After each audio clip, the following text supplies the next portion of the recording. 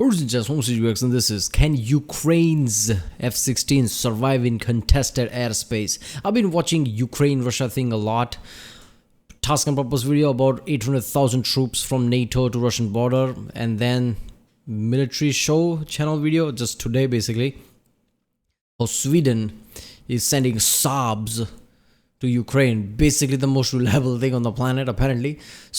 Look, I don't know how Saab military things are, but I do know Saab cars were insane, and I'm pretty sure I remember like at a time they were made by kind of the same people, which is like insane. How the hell you think that it's separated, but then it did separate it, but the people were kind of the same, even though it was bought by like Ford and this and that.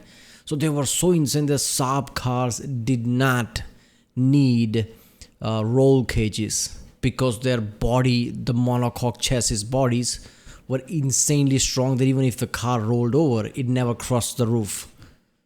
I'm guessing the airplanes are similar that way. Swedish things are insane. I always knew that. I mean, look at the like things like, you know, Volvos and shit, right? Well, yeah. So Swedish things are always like Koenigsegg, right? You know Koenigsegg, right? Like always was there to kick Bugatti's ass somehow. So yeah, Swedish, like when they want to do something, somehow they do it, which is like you expect that kind of shit from Germany and things, right? But Sweden, like, okay. So this is about F-16s. Yeah, there was a talk about, I'm pretty sure, like Swedish Gripen maybe getting like given to like Ukraine or something, but Ukraine is like want to stick to F-16s right now, obviously. I've said that many times. F-16s are awesome, and people are like that meme face thing, right? Smug meme face thing. The dude is still stuck at F-16. F-16s are awesome. The fuck you on about? Yeah, maybe in the modern world with the advanced enemy it's problematic, but F-16s are awesome, right? So can F-16s survive in contested airspace? Depends on Russia, and it's like Russia on paper always has like one of the best defense and advanced tech on paper, but do they have that? Do they have money to do that? Do they have that kind of system there, right? Because if the system is there, F-16 is probably gonna get screwed, right? You need probably something like F-22 or like stealth planes, right? Because Russia on paper always has a system that can rival America and things like that, but so far we haven't seen things like that. So who knows? Sandboxx is an awesome channel. I'm surprised he has 400,000 subscribers and not more. He should be in millions because he's like this expert kind of guy that even like big channels look for, right? Like you're an expert, you know people. I guess his production value can, benefit. I think he should hire like proper big editor type of way to ramp up his production or something, right? Because his videos are usually vlog style, but yeah, his videos can like get a real big jump if he does that because he's really good at this. So let's wait on. Remember, we'll flag my don't forget to subscribe so I know which type of videos to react to more. I like this kind of a video, tech, obviously like ongoing events. This is best way to know that, but techs and things like how things are working, because military techs are the bleeding edge of technology, obviously defense. Humans always invest in defense more than anything, so bleeding edge technology. So it's always fun to see what's happening. Let's watch it.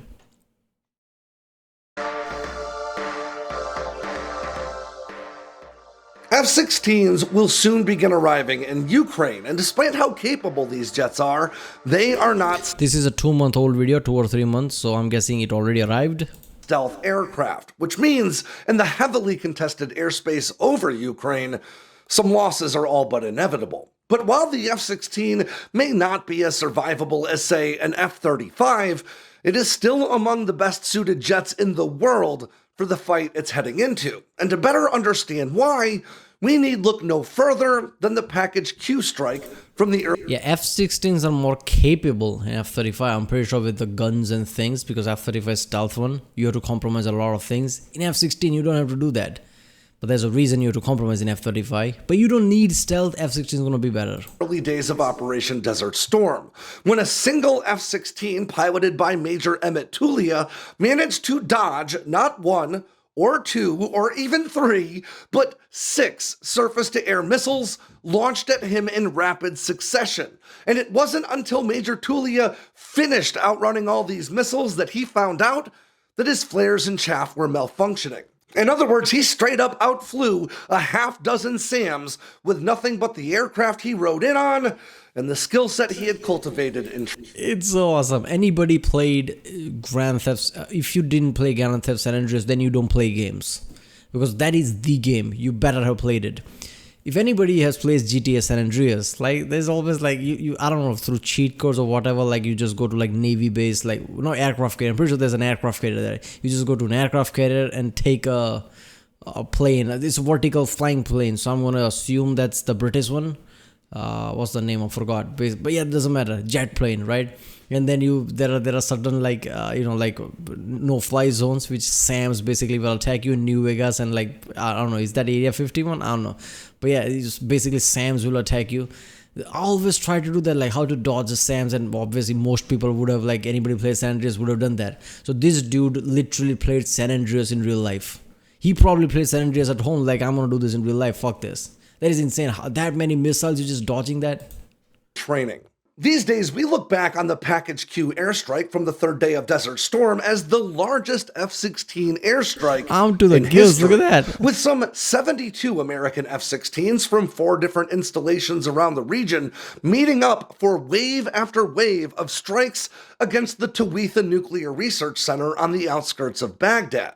Now, those 72 F-16s were each armed with 2 2,000-pound Mark 84 bombs, so they were joined by a pack of 8 F-15 Eagles for air coverage and a pack of 8 F-4G Wild Weasels to engage enemy air defenses, and the whole group was escorted by a pair of EF-111 Raven electronic warfare aircraft to jam enemy radar. But as the mission played out, some confusion from the planning stage as well as some bad weather really limited the Wild Weasels and the Ravens' ability to suppress enemy air defenses. And with no enemy fighters scrambled to intercept, the F-15s rapidly became nothing more than targets. So before long, many of these F-16s were operating largely on their own. You see, because of the coalition's dominant victory in Desert Storm, we tend to forget that at the time, Iraq boasted the 6th largest military in the world and had a sprawling integrated air defense system comprised of some 500 radar. 6th largest back then?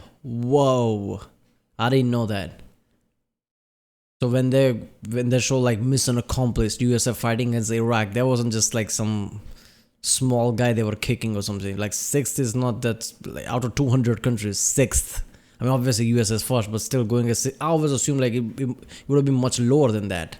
But yeah, 6th, I mean, that's something. Arrays positioned in 100 different facilities around the country, all integrated via the French-sourced CARI fire control system, which collectively could bring some 16,000 surface-to-air missile systems to bear. And that was on top of literally thousands of anti-air artillery systems, meaning that if you flew low, you'd be contending with counter-air artillery fire so dense and thick that pilots described it as looking like a cloud of fog below them. And if you flew higher above that counter-air artillery fire, well then all you've got to contend with are telephone pole-sized surface-to-air missile systems closing with you at speeds of around Mach 3 to Mach 3.5 from just below you. It was a veritable hornet's nest that only got thicker the closer you flew to Baghdad. And as the first wave of F-16s reached the outskirts of Baghdad, they found this out firsthand, with some 27 surface-to-air missiles taking to the sky within just 3 minutes of the first F-16 coming into range. And by the time Major Emmett Tulia and his F-16, flying under the callsign Stroke 3, had arrived, one of those F-16s had already gone down, and in fact, almost immediately upon getting to the target area, Tulia's radar warning receiver lit up, letting him know that he was being targeted by a radar-guided surface-to-air missile. Now, this is something American fighter pilots train for relentlessly, and in textbook fashion, Tulia called over the radio, Stroke 3 defending, and broke right, hitting the button to dispense flares and chaff. And when the missile flew by, just barely missing him, Tulia noted that it didn't seem like the flares or chaff affected the trajectory of the missile.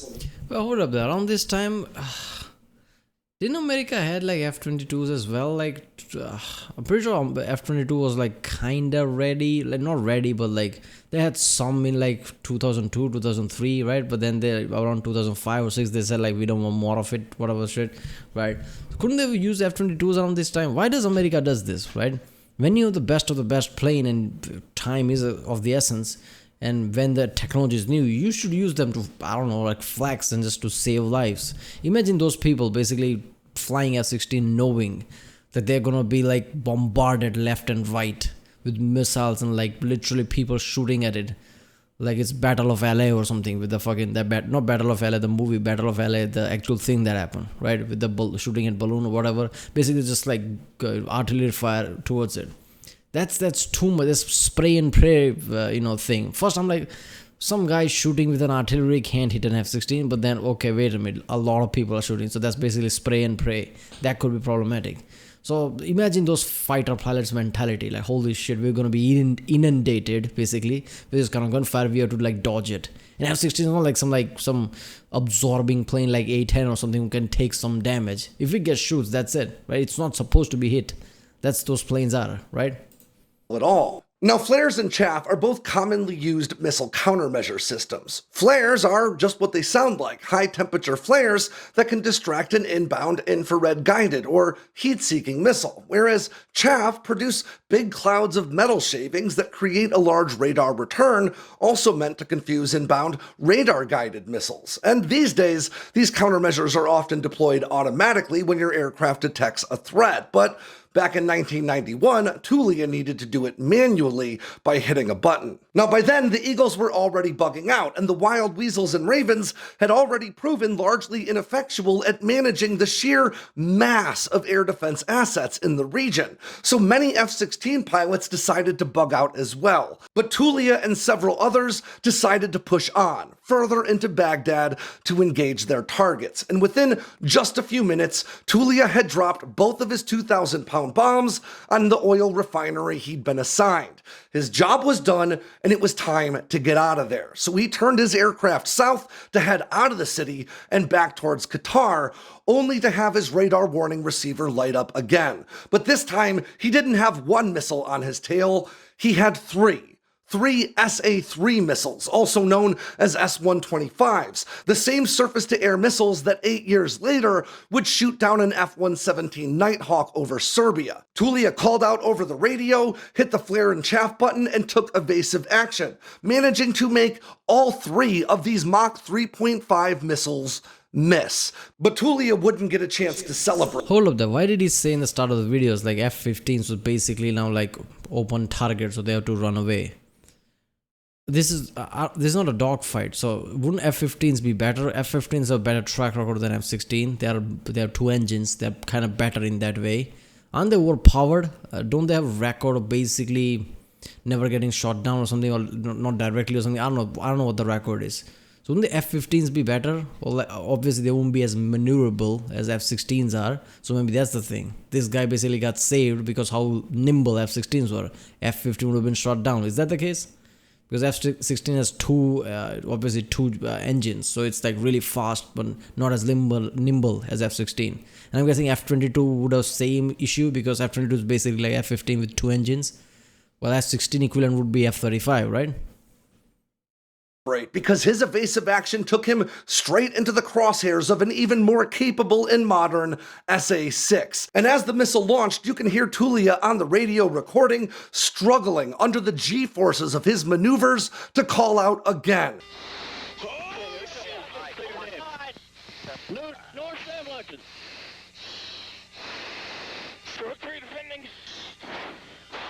And as that 19-foot-long SA-6 screamed past his aircraft at supersonic speed, Tulia remembered it being close enough to the cockpit for him to hear its engine burning.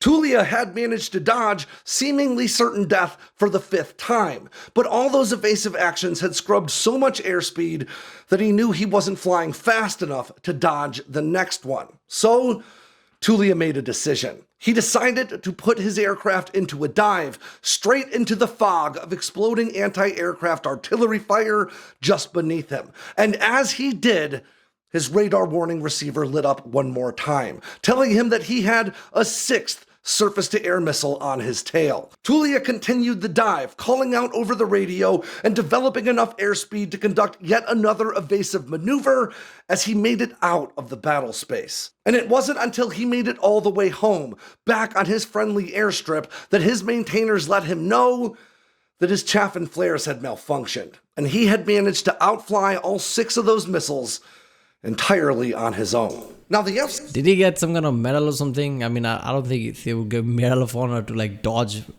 things like this, but this is like one of those fat Russian type of stories, badass stories. I mean, maybe not the whole one, but like dodging those missiles is not some joke. I mean, did he even get some media time, news media time, where people actually know what he did or something? I don't know. F-16s Ukraine is receiving have not been as updated or as upgraded as those employed by the US Air Force.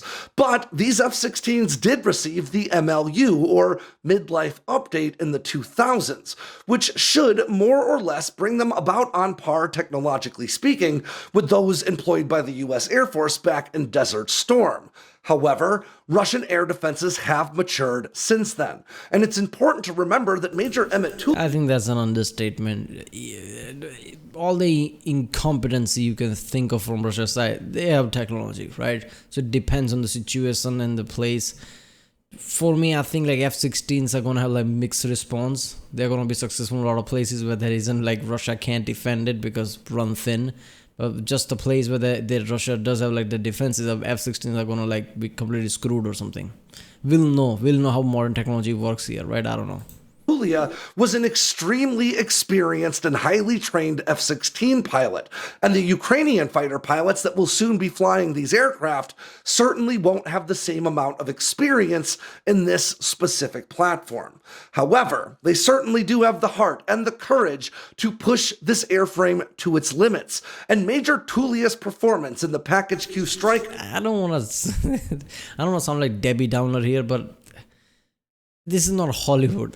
Heart and courage, like, you need skill. F-16s are not a joke. If you want to have that kind of like ability to like dodge around, you need to know your plane properly, and you can't do that if you're just barely flown that one or twice, basically. So I don't know, but aren't Americans or something like teaching Ukrainians how to fly F-16 or something? I don't know. Back in Desert Storm shows us what the F-16 is really capable of. Now, it is essential for us to remember that this is a big conflict, far too big for any individual system, platform, or weapon to affect the overall outcome all on its own. Stop it. But the F-16 will provide the Ukrainian Air Force with a number of new capabilities and mission sets they have not had thus far in the conflict, and all in a package that's nimble enough to outfly surface-to-air missiles without even using any countermeasures. But whether or not the F-16 and all the rest of the aid flowing into Ukraine from the West will ultimately be enough to overcome the massive numerical advantage Russian forces still enjoy is anybody's guess. But I'll tell you one thing, and I bet Major Emmett Tulia would even tell you the same. When your life, the mission, or maybe even the future of your nation are on the line, there are not many positions a warfighter could be in to have a greater impact on the outcome of that fight than in the cockpit of a heavily armed F-16. And I, for one, am looking forward to seeing what Ukraine can do with them. What about F-15EX? Imagine that. Imagine your enemy knows that you're a stealth plane and somehow they detect a proper plane with a big cross-section. Like, what is happening? Then they realize it's F-15EX with one of the highest payload ever. That is a psychological warfare of a different kind. They're not even trying to hide. Why? Because they just came here heavyweight style. They're gonna bomb the shit out of everything. That's a panic scenario there. Why are they not using F-35s? Because we need more ammunition. There you go. We want you to know we are coming type of way. I don't know. F-16s, yeah, I don't know, man. I feel like this will be instrumental in surgical attacks where it's necessary. Ukraine doesn't have something like that until now. And slower. I don't think Ukraine's going to use F-16s willy-nilly. They're going to use that when it's really important by studying the area properly, because I feel like modern Russian air defenses would take down F-16 very easily. But yeah, I don't know. I mean, America sells F-35s. why can't they sell F-35s to Ukraine? I don't know, like, if not by money, then some other country as an aid package donates money, and that money used to buy F-35s, because F-35 is up to sale, right? I don't know. Or maybe they're not, it's not up to sale for former Soviet countries, because that could be problematic. What if like Russia gets hold of it type of way? I don't know what politics behind that is, but yeah. But F-35 with Ukrainians, that would be too much, right? That would be powerful. That would be insanely powerful if done right. Alright, well, if you like my content, don't forget to subscribe, and I'll see you next time.